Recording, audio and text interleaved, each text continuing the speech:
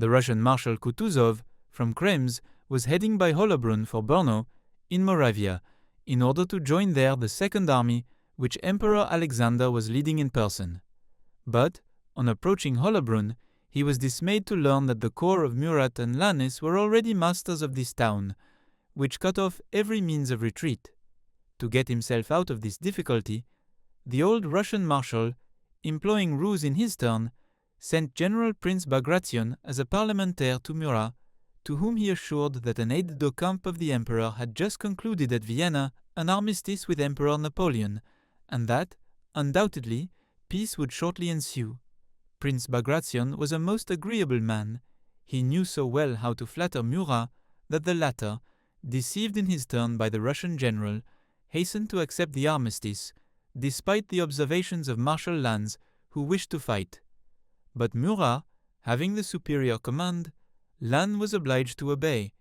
The suspension of arms lasted 36 hours, and while Murat inhaled the incense which that crafty Russian lavished upon him, Kutuzov's army, making a detour and concealing its march behind a screen of little hills, escaped the danger and went to take, beyond Hollabrunn, a strong position which opened to it the road to Moravia and ensured its retreat, as well as its junction with the Second Russian Army, cantoned between Znojmo and Brno. Napoleon was then at the palace of Schönbrunn, near Vienna. He fell into a great rage on learning that Murat, allowing himself to be duped by Prince Bagration, had taken upon himself to accept an armistice without his order, and he instructed him to attack Kutuzov forthwith. But the situation of the Russians was now greatly changed to their advantage, and so they received the French very vigorously. The combat was most stubborn.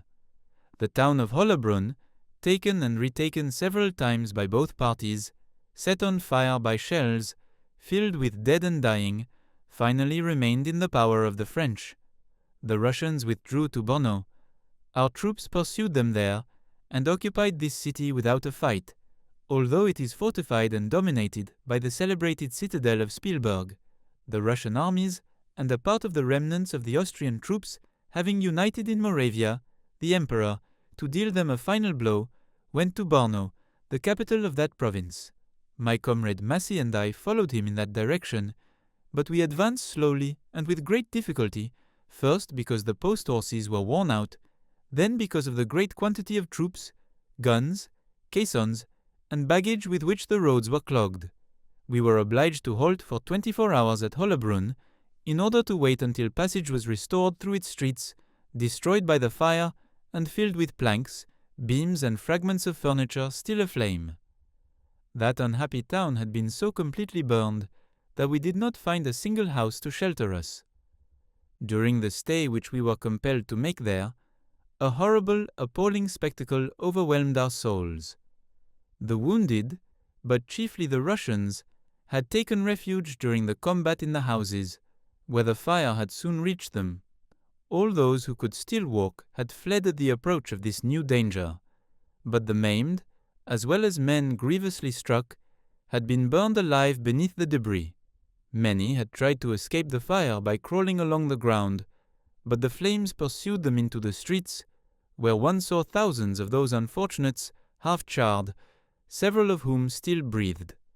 The corpses of men and horses killed during the combat had also been roasted, so that the luckless city of Hollabrunn spread, for several leagues around, a frightful stench of grilled flesh, which turned the stomach. There are regions and towns which, by their situation, are destined to serve as battlefields, and Hollabrunn is of that number because it offers an excellent military position.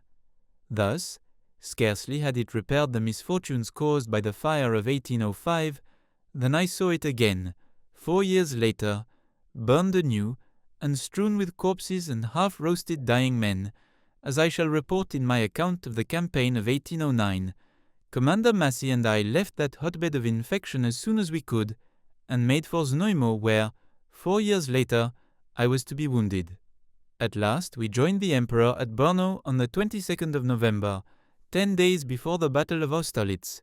The day after our arrival, we discharged our mission and handed over the flags, with the ceremonial prescribed by the Emperor for solemnities of that kind, for he neglected no occasion to enhance, in the eyes of the troops, all that could excite their love of glory.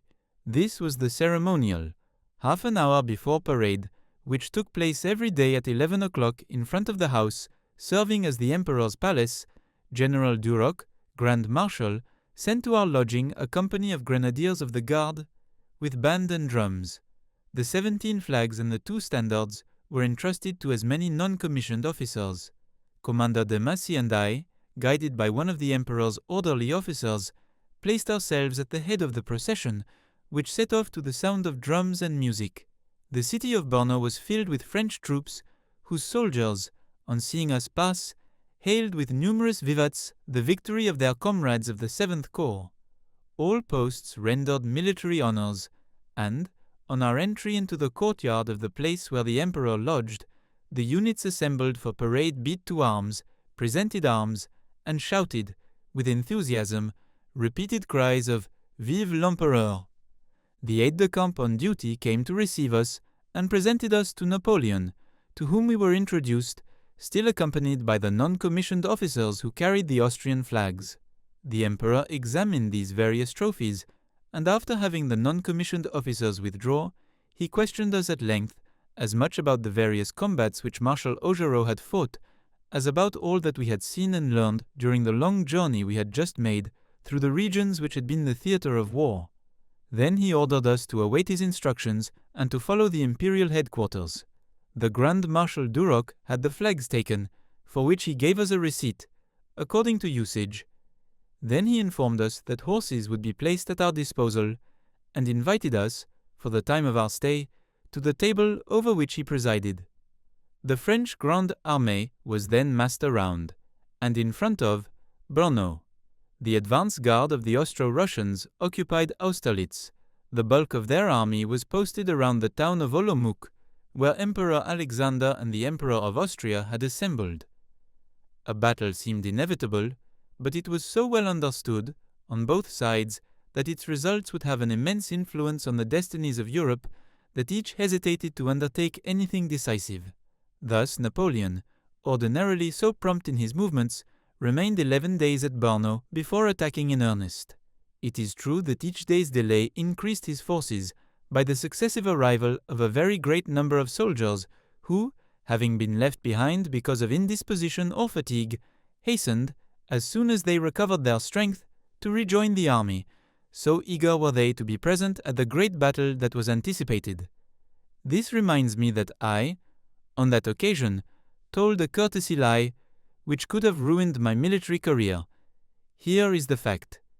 The Emperor habitually treated officers with kindness, but there was one point on which he was perhaps too severe, for he held the colonels responsible for maintaining a large number of men in the ranks of their regiment, and, as this is precisely what is most difficult to obtain on campaign, it was on this that the Emperor was most deceived. The commanding officers dreaded so much displeasing him that they exposed themselves to being given to fight a number of enemies disproportionate to the strength of their troops, rather than admit that sickness, fatigue, and the necessity of procuring provisions had forced many soldiers to remain behind. Thus Napoleon, despite his power, never knew exactly the number of combatants he could dispose of on a day of battle.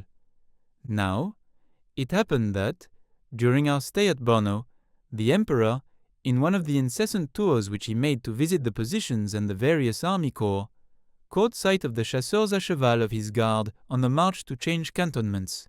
He particularly loved this regiment, whose guides of Italy and Egypt formed the nucleus. The Emperor, whose practiced eye gauged very exactly the strength of columns, finding this one much reduced, took from his pocket a little notebook, and, after scanning it, had General Morland, colonel of the chasseurs à cheval of the guard, called, and said to him, in a severe tone, "Your regiment is entered in my notes as having 1,200 combatants, and although you have not yet been engaged with the enemy, you have there no more than 800 cavalrymen. What has become of the others?"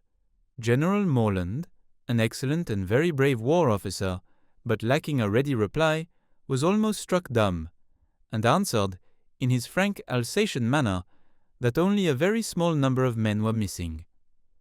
The emperor maintained that nearly 400 were lacking, and, to have certainty, he wished to have them counted on the spot.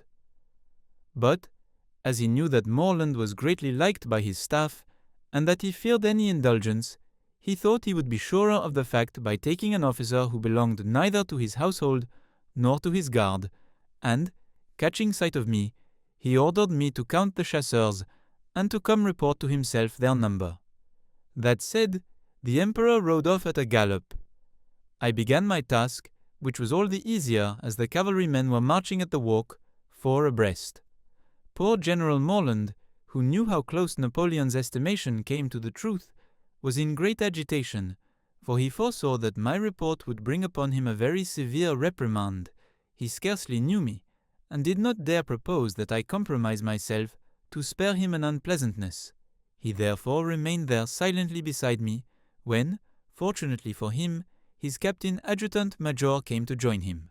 This officer, named Fournier, had begun his military career as assistant surgeon. Then, having become surgeon major, and feeling more vocation for the sabre than for the lancet, he had asked, and obtained, to take rank among the combatant officers, and Morland, with whom he had formerly served, had brought him into the guard. I had known Captain Fournier well when he was still surgeon major. I even owed him very great obligations, for not only had he dressed my father at the moment when he had just been wounded, but he had followed him to Genoa, where, as long as my father lived, he came several times a day to lavish his care upon him. If the doctors charged with fighting the typhus had been as assiduous and as zealous as Fournier, my father might perhaps not have succumbed. I had said this to myself very often. Thus I greeted Fournier in the most friendly way, whom at first I had not recognized beneath the pelisse of a captain of chasseurs. General Morland, witness to the pleasure we had in seeing one another again, conceived the hope of profiting from our mutual friendship to bring me to refrain from telling the emperor how many chasseurs were out of the ranks. He therefore drew his adjutant major aside, conferred a moment with him. Then the captain came to implore me, in the name of our old friendship, to spare General Morland a very great displeasure by concealing from the emperor the weakening of the regiment's effective strength. I refused outright, and continued counting. The emperor's estimate was very exact, for there were only 800 and a few chasseurs present, therefore 400 were missing. I was setting off to make my report, when General Morland and Captain Fournier renewed their entreaties to me, pointing out that the greater part of the absent men, having remained behind for different causes, would soon rejoin, and that, as it was probable that the emperor would not fight a battle before bringing up the Friant and Gudin divisions, which were still at the gates of Vienna, 36 leagues from us, that would take several days, during which the chasseurs of the guard remaining behind would rejoin the standard. They added that the emperor was, moreover, too occupied to verify the report which I was going to make to him. I did not disguise from myself that I was being asked to deceive the emperor, which was very wrong, but I also felt that I owed much gratitude to Monsieur Fournier for the truly affectionate care he had given to my dying father. I let myself be carried away, therefore, and promised to conceal a large part of the truth. Hardly was I alone than I understood the enormity of my fault, but it was too late. The essential thing was to get out of it as little badly as possible. To that end, I took care not to reappear before the emperor so long as he was on horseback, for I had to fear that he might go to the chasseurs' bivouac, where the smallness of their numbers, striking him afresh, would belie my report, which would have very gravely compromised me. I therefore resorted to subterfuge, and did not return to imperial headquarters until nightfall, and when Napoleon, having dismounted, had re-entered his apartments. Introduced to him to render an account of my mission, I found him stretched full length on a huge map laid on the floor. As soon as he saw me, he exclaimed, "Well then, Marbot, how many chasseurs à cheval are present in my guard? Is their number 1,200, as Morland claims?" "No, sire, I have counted only 1,120, that is to say, 80 fewer." I was quite sure that many were missing. The tone in which the emperor spoke these last words proved that he expected a much larger deficit, and indeed had only 80 men been lacking from a regiment of 1,200, which had just made 500 leagues in winter, sleeping almost every night in bivouac, it would have been very little.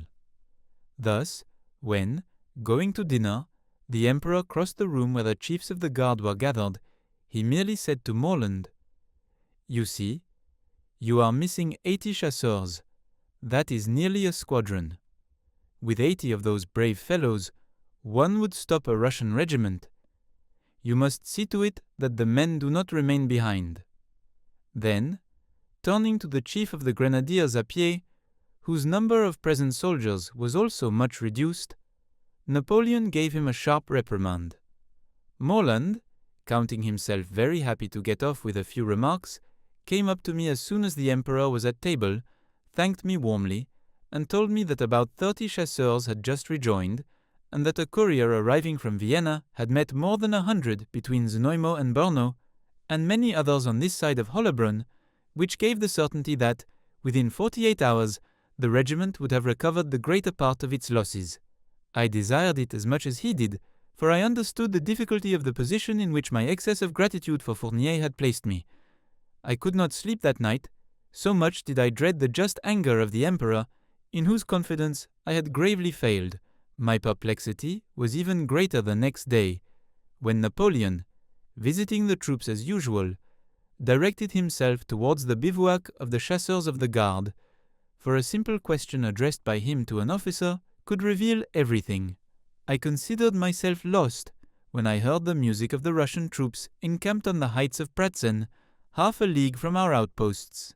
Then, spurring my horse towards the head of the numerous staff with which I accompanied the emperor, I approached as near as possible to him and said in a loud voice, "There is, no doubt, some movement in the enemy camp, for there is their music playing marches." The emperor, who heard my remarks, abruptly left the path which led to his guard's bivouac and made for Pratzen to examine what was going on in the enemy's advance guard. He remained long in observation, and, night approaching, he returned to Brno without going to see his chasseurs. Thus I spent several days in mortal anxiety, although I learned of the successive arrival of numerous detachments. At last, the approach of the battle and the emperor's great occupations removed from his mind the thought of making the verification which I had so greatly dreaded. But the lesson was good for me. Thus, when, having become a colonel, I was questioned by the emperor on the number of combatants present in the squadrons of my regiment, I always declared the exact truth. That concludes the 19th part of the story. Thank you very much for listening. Please subscribe for more episodes and leave a comment.